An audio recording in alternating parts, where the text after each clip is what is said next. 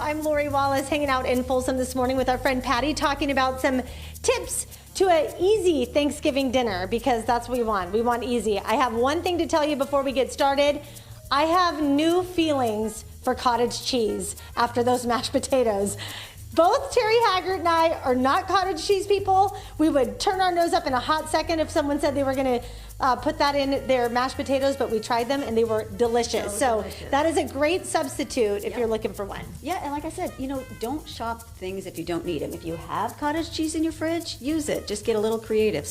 And all of these recipes and tips and tricks are on my idofood.com website, by the way. So let's get to the main dish, because at this point, let's see, we're just 48 hours away from Thanksgiving at this point. So if you have a big frozen solid turkey, you're in trouble. You are out of luck. Yeah, definitely. So yeah, I just bought a fresh turkey breast, and it's actually a turkey breast half. So it cooks in an hour. I sprinkled it with a little bit of, I love smoked salt. So a little bit of smoked salt, a little bit of Italian herb seasoning, and a little bit of pepper, and that's it. So nothing penetrates the skin. Just sprinkle it on and bake it, And I always bake it in a foil pan. It makes life so much easier. And it's simple, because a lot of times I think people who aren't having a large crowd for Thanksgiving think, oh, forget it, I'm not going to do a turkey. But there you go. That's party for two right there. Exactly. And same thing with gravy. I buy store-bought gravy, and I give it... Did you hear that? She buys store-bought gravy. All these years, my guests have never known this either. So we revealed it. I know. Yeah, big reveal. So I add either, you can add a little bit of reduced sodium soy sauce and a little poultry seasoning. If you want to make it a little creamier, you can add a little bit of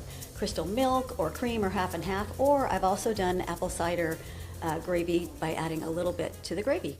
Love that idea too. Okay, so these apples have been used for a lot of different things. Yes, so these are the Modi apples that we absolutely love, and I made this apple juice. They're really full of juice, so they're perfect for juicing, but you don't need a juicer. So all I did was I pureed them in my blender till it's really smooth, skins everything, and then press it through a sieve that's lined with cheesecloth and let all the juices drain.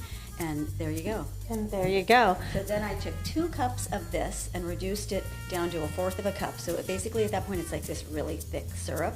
And I added some crystal heavy cream and some crystal milk and a little cinnamon and sugar. And you have this perfect apple cider ice cream. Look at that. She's serving me mashed potatoes and ice cream, and I am here for it. Two of my favorite things. Yeah, a lot of people don't want to do the pumpkin pie thing, so there's a lot of different options. Well, what I like about this too is it's portion control. You really just want a little bit of something, and this is so rich and it's so delicious. I developed this recipe probably 10 years ago for the Farm to Fork Festival, and it's still one of my favorites. So just a little tiny scoop of ice cream is all you need, and it tastes so good, you're going to say, I am good. I am good. idofood.com, that's where you're going to find all the recipes and all the tricks that Patty has to doctor up some of these things to make them your own. I'm going to go ahead and have my final sample of the morning.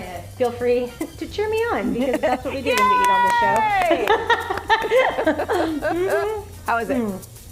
I could live on mashed potatoes and ice cream. I mean, that's what I've decided after this morning. Yum and yum. So good. What about mashed potato ice cream? If Patty made it, I'd probably like that too. Seriously. I'd probably be fine with it. Yeah.